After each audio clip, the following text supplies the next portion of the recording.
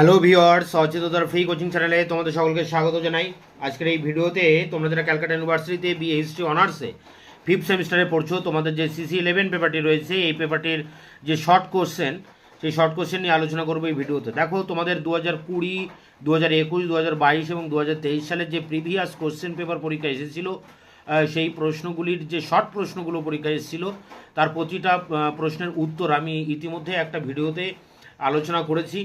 অর্থাৎ এই 4 বছরের প্রিভিয়াস কোশ্চেনে যেসব প্রশ্নগুলো তোমাদের এসেছিলো পরীক্ষায়, সেগুলো বাদ দিয়ে বাকি আরও অন্যান্য কিছু শর্ট কোশ্চেন নিয়ে আলোচনা করছি এই ভিডিওতে।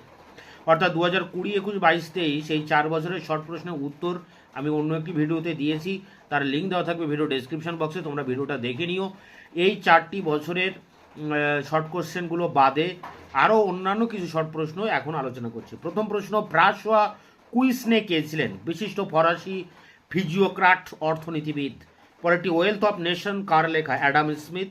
কুইসনে বিখ্যাত গ্রন্থের নাম কি? কুইসনের বিখ্যাত গ্রন্থের নাম তাবলো ইকোনমি। লেভিয়াথান গ্রন্থটি কার লেখা? থমাস হবস বা থমাস হবস। পাঁচে দেখো, ইউরোপের কোন সময়কে আলোকিত শতাব্দী বলা হয়? অষ্টাদশ শতককে। মার্কেন্টাইলবাদ বলতে কি বোঝো? মার্কেন্টাইল নীতি অনুসারে দেশের ব্যবসা বাণিজ্যের একমাত্র লক্ষ্য ছিল রাষ্ট্রের উন্নয়ন। পরেরটি দেখো, রিশলু কে ছিলেন? ফরাসি রাজা ত্রয়োদশ লুইয়ের মন্ত্রী, রাজতান্ত্রিক, ফ্রান্সের শ্রেষ্ঠ কূটনীতিবিদ।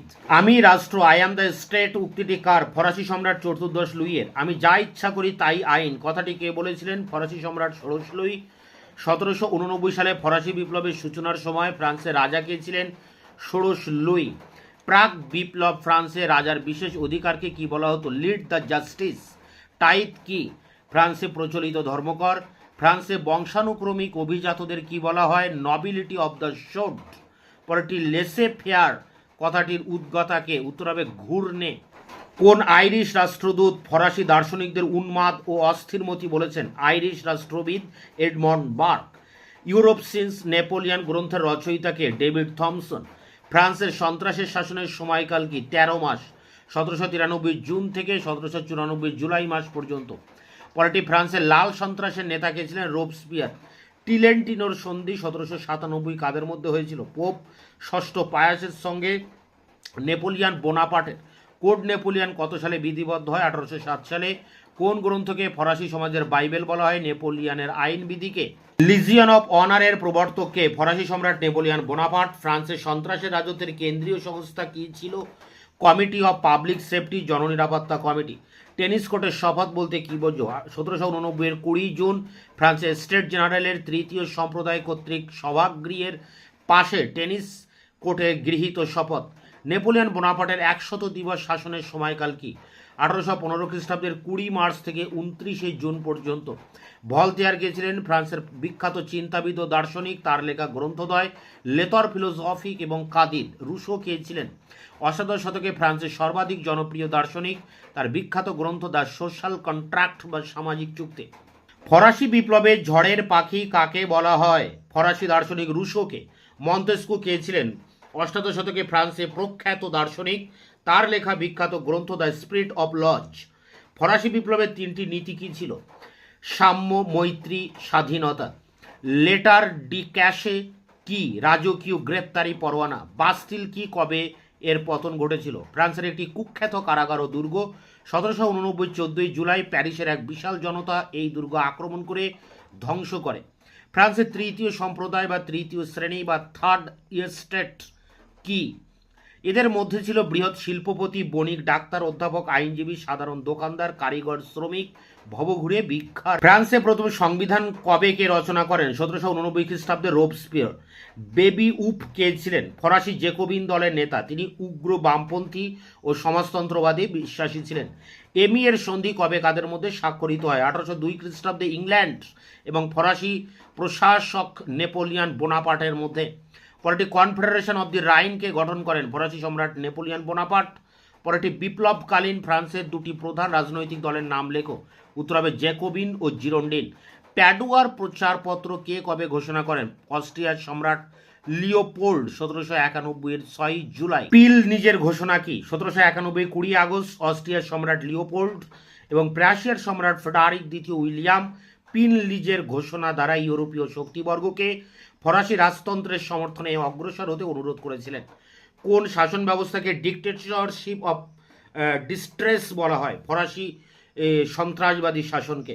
পরটি সন্ত্রাসের রাজত্বকালে দুজন উল্লেখযোগ্য নেতার নাম লেখো। রোবসপিয়ার এবং দাতো। ক্যাম্পো ফর্মীয় সন্ধি কবে কাদের মধ্যে স্বাক্ষরিত হয়? 1797 নেপোলিয়ন বোনাপার্টের সঙ্গে অস্ট্রীয় সম্রাট দ্বিতীয় ফ্রান্সিসের ক্যাম্পিও ফর্মি সন্ধি স্বাক্ষরিত হয়। ট্রাফালগারের যুদ্ধ কবে কাদের মধ্যে হয়েছিল? 1805-এ ইংল্যান্ড ও ফ্রান্সের মধ্যে। টিলজিটের সন্ধি কবে কাদের মধ্যে হয়? 1807 সালে ফরাসি সম্রাট নেপোলিয়নের সঙ্গে রাশিয়ার সম্রাট প্রথম জার আলেকজান্ডারের। বার্লিন ঘোষণা বা বার্লিন ডিক্রি কে কবে জারি করেন? নেপোলিয়ন বোনাপার্ট 1806 খ্রিস্টাব্দে। থার্মিডোরীয় প্রতিক্রিয়া কি?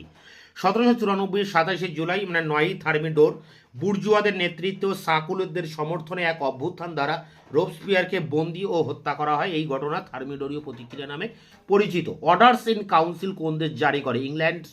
কোন যুদ্ধকে জাতিসমূহের যুদ্ধ বা জাতিপুঞ্জের যুদ্ধ বলা হয়? 1813 খ্রিস্টাব্দে অনুষ্ঠিত নেপোলিয়নের সঙ্গে রাশিয়া, অস্ট্রিয়া, পোল্যান্ড প্রভৃতি রাষ্ট্রের যুদ্ধকে জাতিসমূহের যুদ্ধ বা লিপজিগের যুদ্ধ বলা হয়। নেপোলিয়নের দুটি সংস্কার কার্যের উল্লেখ করো। এক, মুদ্রা ব্যবস্থার সুষ্ঠু নিয়ন্ত্রণ ও অর্থনৈতিক উন্নয়নের জন্য ব্যাংক অফ ফ্রান্স স্থাপন করা 1800 খ্রিস্টাব্দে। এবং দুই, আইনের চোখে সকলের সমান অধিকার প্রতিষ্ঠার জন্য নেপোলিয়নের আইনবিধি প্রবর্তন করা 1807 খ্রিস্টাব্দ। ওয়াটারলুর যুদ্ধ কবে কাদের মধ্যে হয়েছিল? 1815 খ্রিস্টাব্দে ইংল্যান্ডের সেনাপতি ডিউক অব ওয়েলিংটন ও ফরাসি সম্রাট নেপোলিয়ন বোনাপার্টের মধ্যে। আলম ও অস্টারলিজের যুদ্ধ কবে কাদের মধ্যে হয়? আলমের 1805 নেপোলিয়নের সঙ্গে অস্ট্রিয়ার এবং অস্টারলিজে 1805 অস্ট্রিয়া ও রাশিয়ার সঙ্গে নেপোলিয়নের।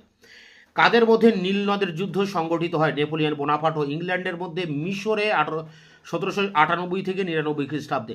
মেরি আতোয়ানেত কে ছিলেন? ফরাসি সম্রাট ষোড়শ লুইয়ের পত্নী। গিলোটিন কি, এটি কে আবিষ্কার করেন? ফ্রান্সের সন্ত্রাসের রাজত্বকালে মৃত্যুদণ্ডকে দ্রুত কার্যকরী করতে একটি শিরচ্ছেদের যন্ত্র ব্যবহৃত হতো, তাকেই বলা হয় গিলোটিন। জোসেফ ইনাস গিওত্তো নামে এক ডাক্তার এটি আবিষ্কার করেন। পরেরটি দেখো, সোসাইটি অব দ্য প্যান্থিয়ান কি? উত্তর হবে 1795 খ্রিস্টাব্দে ফ্রাঁসোয়া নোয়েল ব্যাবিউপ এটি। ইউনিভার্সিটি অফ ফ্রান্স কে কবে প্রতিষ্ঠা করেন? নেপোলিয়ন বোনাপার্ট 1808 খ্রিস্টাব্দে। নেপোলিয়নের পতনের দুটি প্রধান কারণ: অত্যাধিক আত্মপ্রত্যয়, সীমাহীন আকাঙ্ক্ষা, দুই, মহাদেশীয় অবরোধের ব্যর্থতা। পরেরটি, ফরাসি বিপ্লবকে কে অভিজাতদের বিদ্রোহ বলেছেন? লেপেভর, ঐতিহাসিক লেপেভর বলেছেন। ষোড়শ লুই অর্থনৈতিক সংস্কারের জন্য কোন দুজন মন্ত্রীকে নিয়োগ করেন? তুর্গো ও নেকার। অ্যাসাইনেট কি? উত্তর হবে ফরাসি সংবিধান সভা দেশের অর্থ সংকট মোচনের জন্য এক ধরনের কাগজি মুদ্রার প্রচলনের সিদ্ধান্ত নিয়েছিল। এই কাগজি মুদ্রাই অ্যাসাইনেট নামে পরিচিত ছিল। ইন্টেন্ডেন্ট কাদের বলা হয়? ফ্রান্সের স্থানীয় প্রশাসনের নিরঙ্কুশ ক্ষমতার অধিকারী কর্মচারী। এবার দেখো 63 নম্বর প্রশ্ন, অর্থাৎ 62 নম্বর প্রশ্ন পর্যন্ত, 1 থেকে 62 নম্বর প্রশ্ন পর্যন্ত ফরাসি বিপ্লব ও নেপোলিয়ন বোনাপার্টের উপরে প্রশ্নগুলো ছিল। এবার আসছে ভিয়েনা সম্মেলন। 1815 খ্রিস্টাব্দে ভিয়েনা কংগ্রেসে ফ্রান্সের প্রতিনিধি কে ছিলেন? তালেরা। শক্তি সমবায় মোট কয়টি অধিবেশনে মিলিত হয়েছিল? 5টি। ভিয়েনা সম্মেলনে প্রধান 4টি রাষ্ট্রের নাম লেখো। উত্তর হবে রাশিয়া, অস্ট্রিয়া ও ইংল্যান্ড।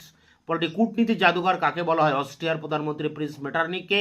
কোন রাজনীতিবিদ নিজেকে বিজয়ী বলে গর্ববোধ করতেন? অস্ট্রিয়ার প্রধানমন্ত্রী প্রিন্স মেটারনিখ। আমেরিকা বাসীর জন্য কে করেন এই উক্তি? মার্কিন প্রেসিডেন্ট মনরো। কোন ঘটনার পরিপ্রেক্ষিতে কার্লসবার্গ ডিক্রি ঘোষিত হয়? উত্তর হবে সাংবাদিক ফনকুট জেবুকে হত্যার পরিপ্রেক্ষিতে। ভিয়েনা সম্মেলনের সভাপতি কে ছিলেন? অস্ট্রিয়ার প্রধানমন্ত্রী প্রিন্স মেটারনিখ। ভিয়েনা সম্মেলনে অনুসৃত প্রধান 3টি নীতি কি ছিল? ন্যায্য অধিকার নীতি, ক্ষতিপূরণ নীতি, শক্তি সাম্য নীতি। পরেরটি, চতুষ্শক্তি চুক্তি স্বাক্ষরকারী রাষ্ট্রগুলির নাম লেখো। Russia, Austria, England. শক্তি সমবায়ের পতনের 2টি কারণ উল্লেখ করো। 4টি, শক্তির আন্তরিকতার অভাব, 2, জাতীয়তাবাদের বিরোধিতা, আর 3, ইংল্যান্ডের বিরোধিতা। মেটারনিখ কে ছিলেন? অস্ট্রিয়ার প্রধানমন্ত্রী এবং ভিয়েনা সম্মেলনের সভাপতি। শক্তি সমবায়ের কয়টি অধিবেশন হয়েছিল? মোট 5টি সম্মেলন অনুষ্ঠিত হয়। 1, আইলার শাপেলে 1818, ট্রোপো 1820, লাইব্যাক 1821, ভেরোনা 1822, সেন্ট পিটার্সবার্গ 1825-এ। এবার বিপ্লবোত্তর ফ্রান্স 1815 থেকে 48 এই সময় পিরিয়ডের উপরে শর্ট কোশ্চেন। দেখো প্রথম প্রশ্ন, 1830 খ্রিস্টাব্দে জুলাই বিপ্লবের সময় ফ্রান্সের রাজা কে ছিলেন? দশম চার্লস। জুলাই বিপ্লব কবে কোথায় সংগঠিত হয়? 1830 খ্রিস্টাব্দে ফ্রান্সে। কাউন্ট পলিগোনা কে ছিলেন? ফরাসি সম্রাট লুই ফিলিপের প্রধানমন্ত্রী। জাতীয় কর্মশালা কোথায় প্রতিষ্ঠিত হয়? ফেব্রুয়ারি বিপ্লবের পর ফ্রান্সে 1848 সালে। থিয়ার্স সম্পাদিত পত্রিকার নাম কি? ন্যাশনাল। বেলজিয়াম কত সালে স্বাধীনতা লাভ করে? 1839 সালে। জুলাই রাজতন্ত্র কোন সময়কালকে বলা হয়? ফ্রান্সে 1830 থেকে 48 খ্রিস্টাব্দ পর্যন্ত সময়কালকে। জুলাই রাজতন্ত্রকে ধনীদের দ্বারা ধনীদের জন্য ধনীদের সরকার বলেছেন ফ্রান্সের সমাজতান্ত্রিক নেতা লুই ব্লাঙ্ক। পরেরটি, ফ্রান্সের সর্বশেষ বুর্বো রাজা কে ছিলেন? দশম চার্লস। জুলাই বিপ্লব কবে হয়েছিল? তখন ফরাসি সম্রাট কে ছিলেন? 1830 খ্রিস্টাব্দের জুলাই মাসে ফ্রান্সে জুলাই বিপ্লব হয়, তখন ফরাসি সম্রাট ছিলেন দশম চার্লস। নাগরিক রাজা কাকে বলা হয়? ফ্রান্সের রাজা লুই ফিলিপকে। জুলাই রাজতন্ত্রের সময়সীমা লেখো। এই সময় ফ্রান্সের রাজা কে রাজত্ব করতেন? 1830 থেকে 48 পর্যন্ত ছিল জুলাই রাজতন্ত্রের সময়সীমা। ফ্রান্সের রাজা ছিলেন অর্লিয়েন্স বংশীয় লুই ফিলিপ। ভিল্লা ফ্রাঙ্কার সন্ধি কবে কাদের মধ্যে সম্পাদিত হয়? 1859 খ্রিস্টাব্দে ফ্রান্সের তৃতীয় নেপোলিয়নের সঙ্গে অস্ট্রিয়ার সম্রাটের মধ্যে ভিল্লা ফ্রাঙ্কার সন্ধি স্বাক্ষরিত হয়। দেশের স্বাধীনতা বা পূর্বাঞ্চলীয় সমস্যার উপরে এই শর্ট কোশ্চেন। পূর্বাঞ্চলীয় সমস্যা অন্য কোন নামে অভিহিত হয়? নিকট প্রাচ্য সমস্যা। কোন দেশ উষ্ণ জল নীতি অনুসরণ করেছিল? রাশিয়া। কারা জর্জ কে ছিলেন? সার্বিয়ার স্বাধীনতা আন্দোলনের নেতা। পরেরটি, গ্রিসের প্রধান গুপ্ত সমিতির নাম কি? ফিলিক হেটাইরিয়া। এটি ওডেসাতে গড়ে ওঠে। অ্যাড্রিয়ানোপোলের সন্ধি 1829 কাদের মধ্যে হয়? রাশিয়া ও তুর্কি সুলতানের মধ্যে। কোন যুদ্ধকে কবরের চাবিকাঠির জন্য যুদ্ধ বলা হয়? ক্রিমিয়ার যুদ্ধ 1853 থেকে 56। কবে কোন সন্ধি দ্বারা গ্রিস স্বাধীনতা লাভ করে? 1829 অ্যাড্রিয়ানোপোলের সন্ধি দ্বারা। কত খ্রিস্টাব্দে কোন চুক্তি দ্বারা ক্রিমিয়ার যুদ্ধের অবসান হয়? 1856 প্যারিসের চুক্তি। লুই কসুত কে ছিলেন? হাঙ্গেরির জাতীয়তাবাদী আন্দোলনের নেতা। কোন দেশকে ইউরোপে রুগ্ন দেশ বলা হয়? তুরস্ককে। ক্রিমিয়ার যুদ্ধে প্রধান অংশগ্রহণকারী কারা ছিল? ক্রিমিয়ার যুদ্ধ 1853 থেকে 56। প্রধান অংশগ্রহণকারীদের মধ্যে এক পক্ষে ছিল রাশিয়া, অন্য পক্ষে ছিল তুরস্ক, ইংল্যান্ড, ফ্রান্স ও পিডমন্ট। এবং শেষ প্রশ্ন দেখো, 100 নম্বরের কোশ্চেন। গ্রিসের স্বাধীনতা আন্দোলনের প্রথম প্রকাশ কোথায় ঘটেছিল? মোলদাভিয়া ও ওয়ালাচিয়া প্রদেশে।